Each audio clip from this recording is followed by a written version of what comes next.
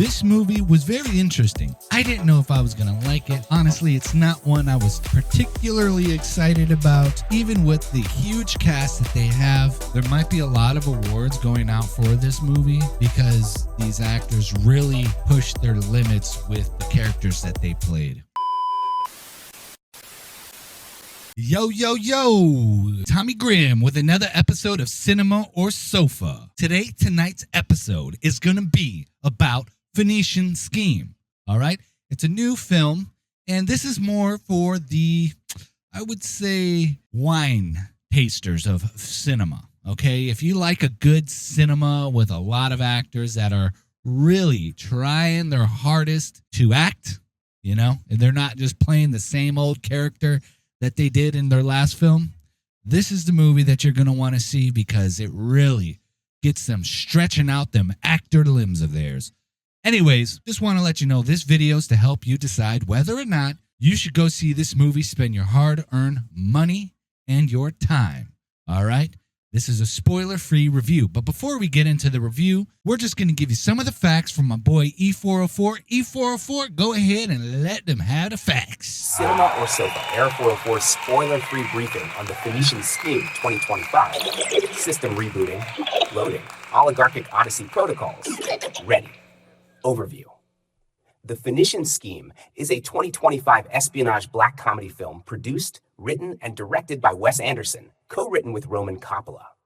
Set in 1950 in the fictional country of Phoenicia, the story follows Anatole Zeza Korda, Benicio del Toro, a flamboyant and controversial European business magnate pursued by international bureaucrats for financial misconducts. After surviving his sixth plane crash, Korda appoints his estranged daughter Liesl, Mia Threppleton, a 21-year-old nun, as his sole heir. Together, they embark on a journey to salvage his crumbling empire, facing threats from scheming tycoons, foreign terrorists, and determined assassins. Cast: Benicio del Toro as Anatole Zaza Korda, Mia Threppleton as Liesl Korda, Michael Cera as Bjorn, a Norwegian entomologist, Riz Ahmed as Prince Farouk, Tom Hanks as Leland, Bryan Cranston as Reagan, Scarlett Johansson as Cousin Hilda, Benedict Cumberbatch as Uncle Nubar, Jeffrey Wright, Matthew Amalric, Richard Ayoade, Rupert Friend, Hope Davis, Bill Murray, and others in supporting roles. When a tycoon's empire teeters on the brink, a nun, a bug-loving tutor,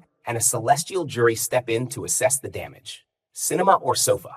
End of briefing. Awaiting your verdict, Emperor of the Grimm.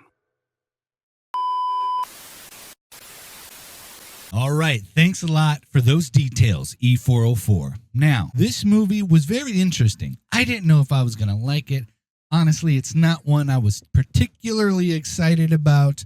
Even with the huge cast that they have, I just didn't really understand it until I looked into it and started making this video. Then I realized, okay, it's about a guy who is a tycoon of some sorts, and people are trying to assassinate him because he's meddling with, I guess, the economy or something like that, okay? But it's also a comedy, right? So it was very interesting. And I've lately have realized that most of the movies that I've been seeing have actors that are just playing the same person in every movie, which it's like, is that really acting at that point? You know, you have certain actors that are the same exact character in every movie, like Jack Black. He plays the same freaking guy in every movie. Corny as hell, in my opinion. Anyways, without further ado, we're gonna see, is this movie cinema or sofa?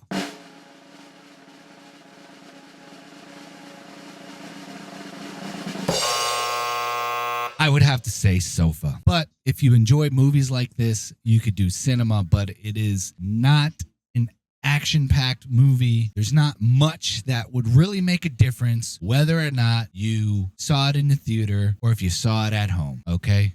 It is an acquired taste. The comedy is pretty dry, okay?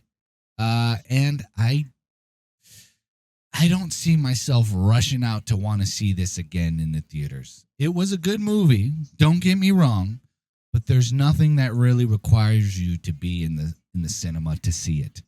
However, we are still going to give a gold star to one of the actors. All right, who's gonna get that golden star?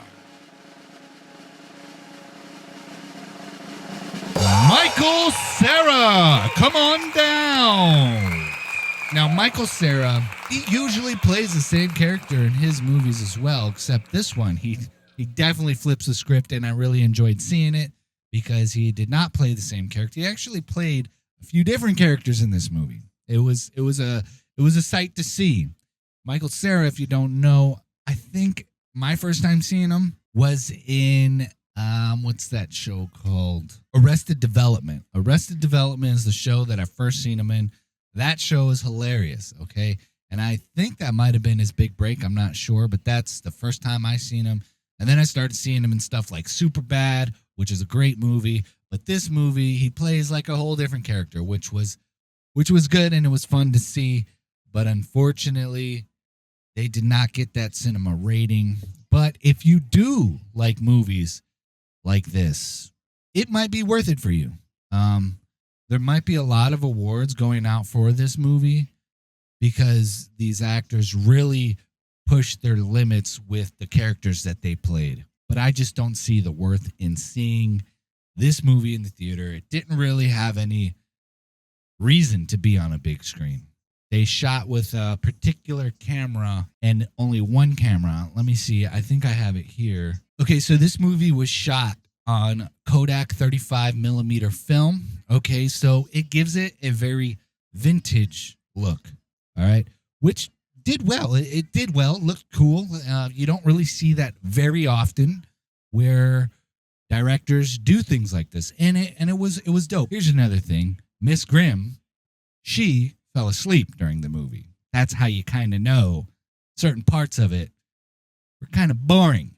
Kind of like, where are we going with this? So yeah, I hope you enjoyed this video. Hopefully it was informative enough for you to decide whether or not you're going to see it. Please do me a solid like, comment, and subscribe for more spoiler-free reviews. And I'm making other content too, but for now, spoiler-free reviews of new movies that are coming out as they come out.